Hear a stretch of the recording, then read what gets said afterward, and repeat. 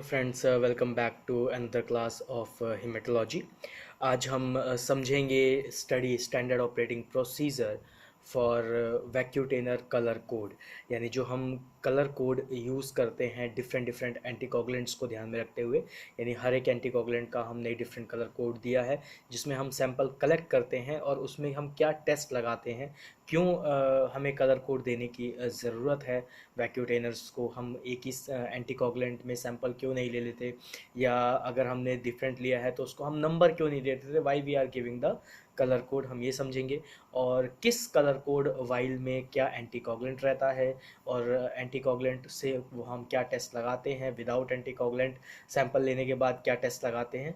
तो बिना किसी टाइम वेस्ट के लिए चलिए टॉपिक आज का शुरू करते हैं। To study the standard operating procedure for vacutainer colour codes और ब्लड वाइल कलर कोड्स। तो आते हैं इंट्रोडक्शन फेज पे। वैक्यूटेनर होता क्या है और वैक्यूटेनर के कलर कोड हमने क्यों बोला, या आपके ब्लड वाइल्स कलर कोड क्यों बोले।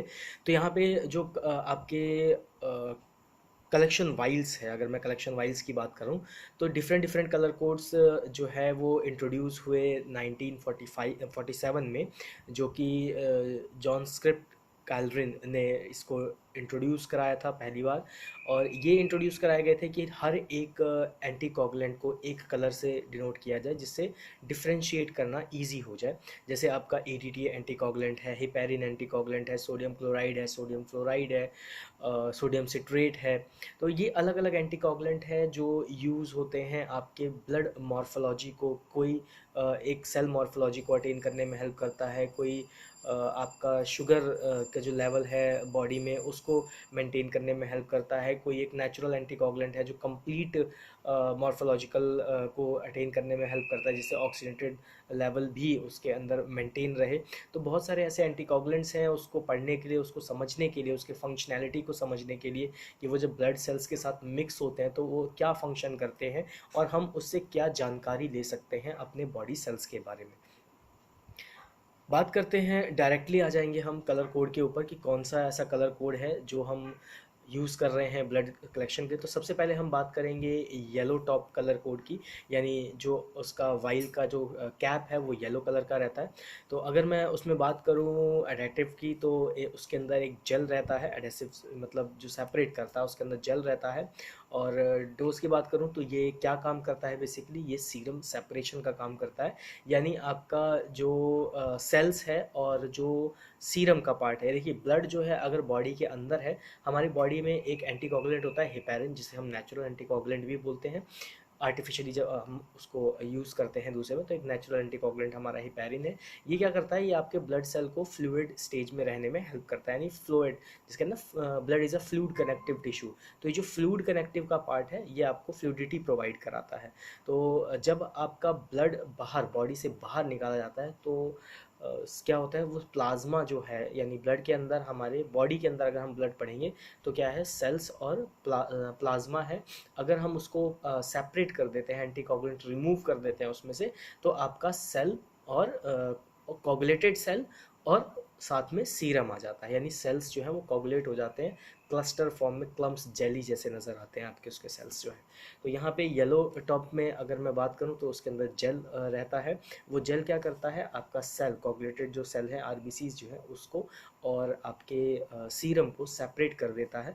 अगर मैं टेस्ट की बात करूँ लेबोरेटरी यूज़ में, तो इसके अंदर जो है सीरम टेस्टिंग होती है। सीरम टेस्टिंग में स्पेशली जो है केमिस्ट्री स्टडीज़ की जाती है, यानी जो केमिकल रिएक्शंस हैं हमारी बॉडी में होने वाले, बायोलॉजिकल केमिकल रिएक्शंस हैं, वो देखे जाते हैं। जैसे अगर मैं प्रोफाइल टेस्ट की या कुछ स्पेसिफिक टेस्ट की बात करूँ तो आपका स्पेसिफिक टेस्ट की बात करूँ तो जैसे urea, creatinine, uric acid, sodium, potassium, calcium, chloride, fluoride, बहुत सारे टेस्ट हैं। अगर मैं प्रोफाइल की बात करूँ तो आपका एलएफटी और केएफटी स्पेसिफिक ये टेस्ट है जो आपकी येलो टॉप कैप जो वैक्यूट्रेनर वाइल्स होती हैं या नॉर्मल वाइल्स होती है जिसका जो कैप है वो येलो टॉप हो रहता है, उसके अंदर आपका ये सैंपल आता है। दूसरी बात करते हैं रेड टॉप की। रेड टॉप पे क्या है, ये इसके अंदर कोई भी एंटीकोगुलेंट या कोई भी जेल या किसी भी तरीके का कोगुलेशन फैक्टर नहीं होता है। ये एक प्लेन वाइल के नाम से भी जाना जाता है। इसका भी काम होता है सीरम सेपरेट करना और केमिस्ट्री स्टडी करना, मतलब जो आपके केमिकल रिएक्शंस हैं इसमें भी हमारा क्या मिलता है, इसमें हमारे सेम है सीरम मिलता है और आपके कोगुलेटेड सेल्स मिलते हैं। ये ज़्यादातर ब्लड बैंक और सीरोलॉजी में यूज़ किया जाता है। सीरोलॉजी यहाँ पे जो कार्ड टेस्ट हम लोग रैपिड कार्ड टेस्ट जो dry biochemistry based cast test है, जैसे आपका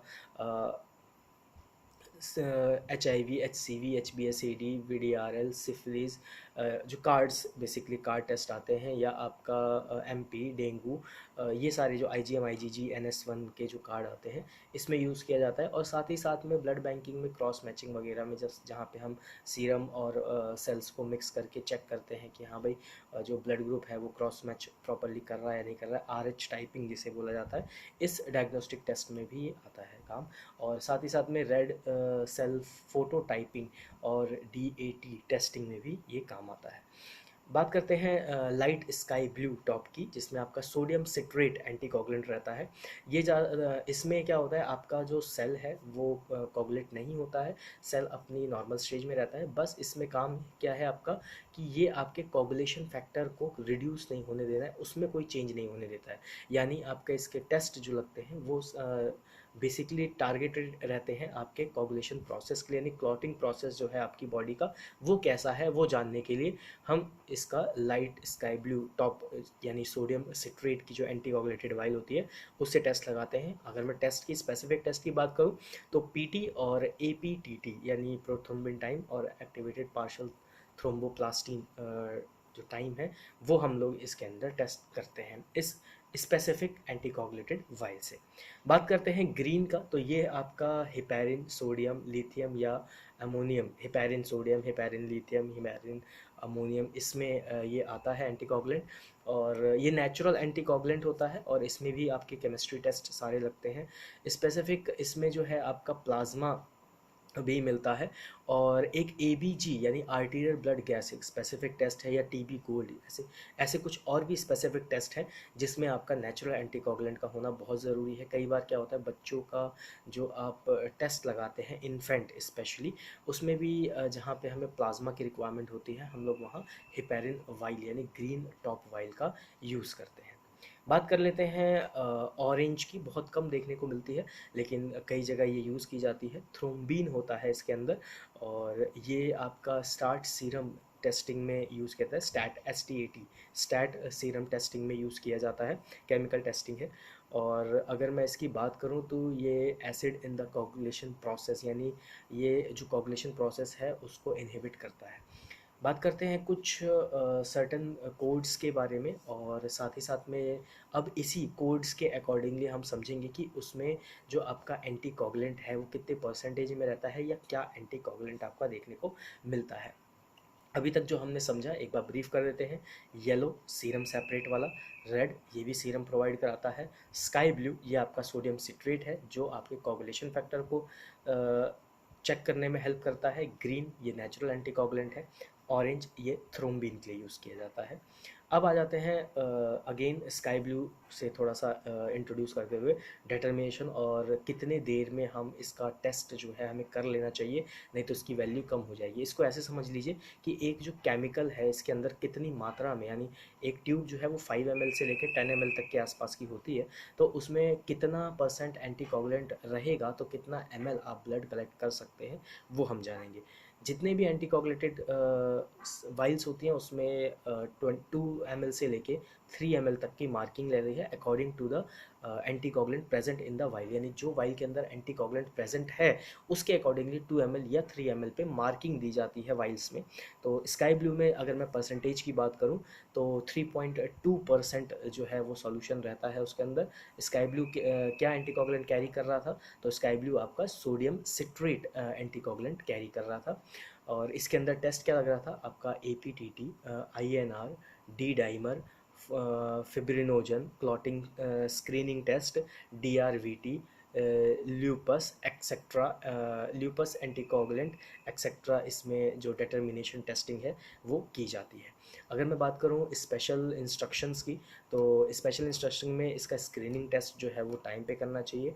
और जब भी आप कोई भी एंटीकोगुलेंट में जब आप सैंपल लेते हैं तो उसका जो मिक्स होता है वो हमेशा आपको 2 to 4 टाइम मिक्स करना चाहिए। और टाइम मिक्सिंग का मतलब है, जैसे फॉर एग्ज़ाम्पल अगर मैं बात करूँ, सपोज़ ये एक एंटीकोगुलेटेड वाइल है, तो इसमें जब सैंपल आया तो इसको प्रॉपरली मिक्स करना है कि इसके सरफेस पे लगा हुआ एंटीकोगुलेंट आपके ब्लड के अंदर प्रॉपरली मिक्स हो जाए। कोई भी ऐसा पार्ट सेल का नहीं रहे जिसके साथ एंटीकोगुलेंट का मिक्सिंग प्रॉपरली ना हो, ऐसा नहीं होना चाहिए, नहीं तो वो क्लॉट होने के चांसेस हो जाते हैं। तो यहाँ पे मिक्सिंग जो है वो 3 to 4 टाइम्स होनी होती है, और ये स्पेसिफिक स्क्रीनिंग टेस्ट के लिए ज़्यादातर प्रेफर किया जाता है। बात कर लेते हैं येलो का, जिसके अंदर मैंने बताया था एक जेल सब्सटेंस रहता है। बायोकेमिस्ट्री में इसका सबसे ज़्यादा यूज़ होता है, जिसके अंदर आपका, अगर आपने लिया है, देखो कई लोग बोलेंगे इसमें कि सर ग्लूकोज टेस्ट लगा सकते हैं क्या येलो से? बिल्कुल लगा सकते हैं आप ग्लूकोज टेस्ट, लेकिन उसका टाइम पीरियड बहुत कम होता है। आपने सैंपल लिया, जैसे ही वो क्लॉट हुआ है इमिडिएटली आपको ग्लूकोज टेस्ट लगाना है। अगर आप वेट करते हैं, मतलब कुछ टाइम बाद लगाएंगे, तो उस केस में क्या होता है, ग्लूकोज की जो क्वांटिटी है आपके सीरम में वो रिड्यूस हो जाती है, कहीं ना कहीं आपकी वैल्यू जो है वो कम हो जाएगी, तो आपको एग्जैक्ट नहीं मिलेगा। अगर मैं बात करूं कि कौन सा टेस्ट, तो अल्कोहल टेस्ट है, और आपका कुछ लैक्टेज टेस्ट है बायोकेमिस्ट्री का। ये सारा टेस्ट जो है वो येलो वाइल से लगाया जाता है। जो प्रोफाइल है वो भी लगाई जाती है, साथ ही साथ में आपकी वायरोलॉजी में हेपेटाइटिस हो गया, चिकन पॉक्स हो गया, HIV हो गया, इम्यूनिटी से रिलेटेड टेस्ट होगा, ये सारे आपके लगाए जाते हैं। हेमेटोलॉजी की बात करें तो हेप्टोग्लोबिन टेस्ट इसके साथ लगाया जाता है, और रिमोटाइड फैक्टर एक होता है टेस्ट जो हेमेटोलॉजी के पार्ट में आता है, वो भी आपका येलो वाइल कंटेनर में से ही सैंपल जो है आपका सीरम का उससे लगाया जाता है। बात करते हैं पर्पल की, जिसे हम इंडिगो भी कह सकते हैं और पर्पल कलर भी बोल सकते हैं, सेम सा है वो, कहीं में थोड़ा डिफरेंस कलर कह सकते हो, लेकिन होता वो EDTA वाइल है, यानी ethylene diamine tetra acetic acid. अगर मैं बात करूं कि ये डिपार्टमेंट कौन कौन से डिपार्टमेंट में क्या क्या टेस्ट लगता है, तो बायोकेमिस्ट्री में इसमें कुछ लाइजोसोम्स के एंजाइम के टेस्ट लगाए जा सकते हैं, TPMT के कुछ टेस्ट लगाए जा सकते हैं, और कुछ ड्रग टेस्ट्स हैं वो भी आप इसमें एंटीकोगुलेटेड EDTA ब्लड वाइल के हेल्प से लगा सकते हो। हिमेटोलॉजी की बात करें तो CBC जो है मोस्ट कॉमन टेस्ट है जो लगाया जाता है आपका EDTA सैंपल से ही। और अगर बात करें और फर्दर टेस्ट की क्या है, तो FBC यानी आपका फ्लोरेसेंट जो ब्लड फिल्म है वो भी EDTA वाइल से बनाई जाती है। आपका HbA1c है, ये भी EDTA वाइल से किया जाता है टेस्ट। सैंपल जो है, सैंपल टाइपिंग वो EDTA वाइल्स का रहेगा। और बात करूँ मैं और आगे की, तो ग्लैंडुलर फीवर का जो टेस्ट है वो भी EDTA वाइल से लगाया जाता है। HLA-B27 भी आपका EDTA वाइल से लगा सकता है। CBC के अंदर बहुत सारे पैरामीटर हैं, HB है, TLC है, DLC है, प्लेटलेट है, आपका अगर कंप्लीट हीमोग्राम बोलूँ तो ESR हो गया, HCT हो गया, PCV हो गया, आपका RDWCV हो गया। ये सारे पैरामीटर्स जो HB के अंदर आते हैं वो सारे आपके EDTA वाइल से ही लगाए जाते हैं। और कुछ जो कैलकुलेटेड है वो भी, सिकलिंग टेस्ट हो गया, GBP जनरल ब्लड पिक्चर या पेरिफेरल स्मेयर, ये भी आपका EDTA वाइल से ही सैंपल से लेके किया जाता है। अगर मैं बात करूँ उसकी मिक्सिंग की, तो यहाँ पे मिक्सिंग जो है वो 8 से 10 बार प्रॉपरली की जानी चाहिए। और स्पेसिफिक अगर मैं बोलूँ तो ये both biochemistry as well as haematology में दोनों में यूज़ होने वाली वाइल है। बात करते हैं ग्रीन की, लिथियम हेपेरिन वाले की। तो ये जो है स्पेसिफिक हार्मोनल टेस्ट के लिए लगाया जाता है। आपकी बॉडी में जो हार्मोन टेस्ट होते हैं वो कोशिश ज़्यादातर, क्योंकि उसमें चेंजेस ना आए, क्योंकि उसको सेल्स के साथ ही चेक करके लगाया जाता है, तो उस केस में क्या होता है, जो प्लाज्मा हम अटेन करते हैं हार्मोनल टेस्टिंग के लिए, या जो आप मिक्सचर सेल का यूज़ कर रहे हैं, तो वो हेपेरिन कंटेन वाइल में ही रहना चाहिए, जो कि आपकी ग्रीन में आती है, जिसे हम लिथियम हेपेरिन वाइल भी जानते हैं। अगर मैं बोलूँ कि गाइडेंस की बात करूँ, तो इसका भी मिक्सिंग जो टाइमिंग है वो 8 से 10 बार होता है। मिक्सिंग टाइमिंग मैं यहाँ इसलिए बोल रहा हूँ कि आपने जब सैंपल लिया एक कंटेनर में, तो उसको मिक्स करना है प्रॉपरली। मतलब आप कह सकते हो कि विग्रसली मिक्स नहीं करना है, बहुत ईजिली वे में, फ्लो वे में मिक्स करना होता है। और वो मिक्सिंग क्या करता है, वो मिक्सिंग हेल्प करता है कि वो प्रॉपर एंटीकोगुलेंट पूरे सेल्स के साथ मिक्स हो जाए। बात करते हैं दूसरे पर्पल की, जो NAF और एक ओब्लिक EDTA रहता है। यानी फ्लोराइड सैंपल भी आप कह सकते हो उसको। तो उसमें आप ग्लूकोज लगा सकते हो, अल्कोहल टेस्ट लगा सकते हो, लैक्टेट टेस्ट लगा सकते हो, और इसकी भी मिक्सिंग आपको 8 से 10 बार, सॉरी 8 से 10 बार करनी होती है। बात करें ब्लैक टॉप की, ये बहुत कम देखने को मिलता है। उसका रीज़न है कि ESR इससे लगाया जाता है। और बात करूँ इसमें एंटीकोगुलेंट की, तो ट्राइसोडियम साइट्रेट जो है इसके अंदर आपका एंटीकोगुलेंट रहता है। परसेंटेज की बात करूँ तो 3.8% आपका इसके अंदर सैंपल रहेगा। और वॉल्यूम मैं आपको स्पेसिफिक दोबारा बता दूंगा कि किस में कितना वॉल्यूम कलेक्ट किया जाता है। और टेस्टिंग की बात करें तो सिंपल इरिथ्रोसाइड, वो आपका इरिथ्रोसाइड सेडिमेंटेशन रेट यानी ESR, इससे लगाया जाता है। अगेन पर्पल वाइल की बात कर लेते हैं दोबारा से एक बार। तो पर्पल वाइल में जो है, जो EDTA सैंपल था, जिसके अंदर आपका blood group, antibodies, screening test, cross matching blood banking में जो की जाती है, और कोल्ड एग्लूटिनिंग स्क्रीनिंग टेस्ट, ये सारा इसके अंदर किया जाता है। मिक्सिंग सेम आपका 8 से 10 बार है। आगे बढ़ते हैं ग्रीन यानी सोडियम हेपेरिन में। अब अभी लिथियम हेपेरिन सुना था, अब सोडियम हेपेरिन की बात कर लेते हैं। तो इसके अंदर ये भी ग्रीन टॉप में ही आता है। और अगर मैं बात करूँ टेस्टिंग की, तो जिंक टेस्ट और आपका एलिमेंट्स, कुछ ट्रैक एलिमेंट्स जो हैं वो इसके अंदर आपके डायग्नोस किए जाते हैं इस वाइल के हेल्प से। अगेन बात कर लेते हैं रेड की, जो कि आपकी प्लेन वाइल होती है, जो रेड टॉप वाली, उसके अंदर कौन से टेस्ट हैं। तो आपका कुछ स्पेसिफिक आप कह सकते हैं कि प्रोटीन टेस्ट जो है हमारे बॉडी के, या लिपिड प्रोफाइल जिसे आप कह सकते हो, ये भी आप रेड वाइल से लगा सकते हो। अब एक बार रिवाइज़ कर लेते हैं हम कि कौन से ब्लड वाइल में कितना ml हमें ब्लड लेना चाहिए, क्योंकि ये बहुत इंपॉर्टेंट होता है। अगर आप ब्लड की मात्रा ज़्यादा कर देंगे तो भी आपकी जो एक्यूरेसी है वो नहीं हो पाएगी, और अगर कम रखेंगे तो भी आपकी जो एक्यूरेसी है उसमें डिफरेंस आएगा। एक्यूरेसी यहाँ पे रिज़ल्ट की बात की जा रही है, क्योंकि जो अगर आप कम रखेंगे तो डाइल्यूशन ज़्यादा हो गया, क्योंकि परसेंटेज एंटीकोगुलेंट का जितना रिक्वायर्ड था जितने ml के लिए, वो आपने चेंज कर दिया है। अगर मैं बात करता हूँ कि आपने ज़्यादा सैंपल कर दिया तो एंटीकोगुलेंट कम हो गया, तो हो सकता है वो सैंपल जो है वो ह्यूमलाइज भी हो जाए। तो स्काई ब्लू में हम यहाँ पे 2.2 ml से लेके 2.7 ml तक ब्लड लेते हैं। 2 ml से आपको कम नहीं रखना है, 2.7 ml से आप ज़्यादा नहीं रख सकते। येलो की बात करें तो यहाँ जो जेल वाला होता है, अगर आपकी 5 ml की ट्यूब है तो आप उसमें 2.5 से 4 ml तक आप ब्लड ले सकते हैं। पर्पल यानी EDT की बात करें तो ये 2 से 3 ml की मार्किंग, मैं रेंज इसलिए बोल रहा हूँ क्योंकि सब में मार्किंग दी होती है, स्पेशली वैक्यूटेनर वाले केस में। वैक्यूटेनर वाइल जो आती है उसमें मार्किंग हमेशा रहती है, तो जब तक वो ब्लड ड्रॉ करता रहता है तब तक आपको वो वाइल जो है वो लगा के रखनी चाहिए। कभी भी वाइल इमीडिएटली बाहर नहीं निकालनी चाहिए जब तक वो पूरा वाइल प्रॉपरली फिल ना हो जाए according to the vacuum pressure.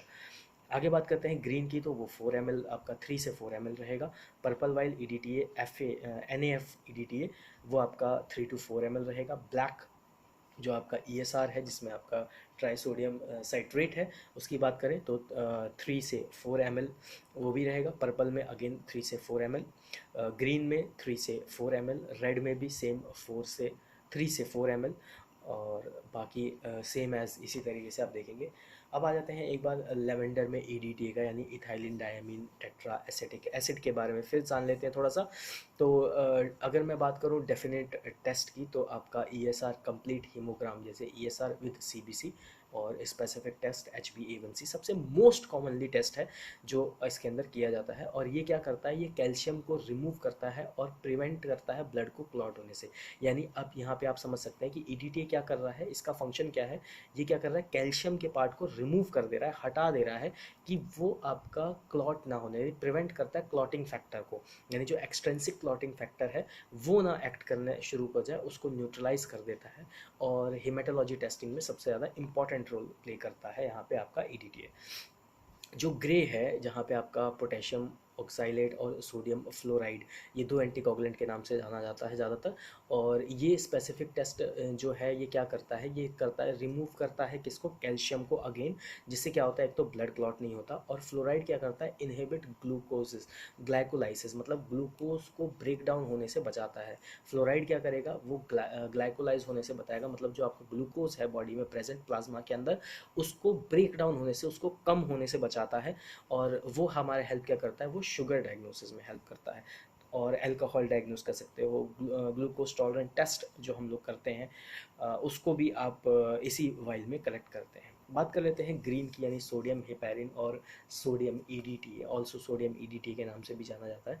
ये क्या करता है, तो ये थ्रोम्बिन फॉर्मेशन को प्रिवेंट कर, जिससे क्या होता है आपका क्लॉटिंग जो है वो प्रिवेंट कर देता है। यानी जो थ्रोम्बिन फॉर्मेशन है, अगेन यहाँ क्या कर रहा है, ये हेपेरिन है, नेचुरल एंटीकोगुलेंट है। तो जैसे हमारी बॉडी में क्या करता है, जो हेपेरिन है वो आपके थ्रोम्बिन को एक्टिवेट होने से रोकता है जिससे कोई क्लॉटिंग ना हो, तो वैसे ही ये काम करता है बाहर भी ऐसे ही, कि वो क्या करता है थ्रोम्बिन फॉर्मेशन को क्या करता है इनहिबिट कर देता है, जिससे कि आपका क्लॉटिंग जो है वो नहीं होता है, यानी क्लॉटिंग प्रिवेंट हो जाती है वहाँ पे।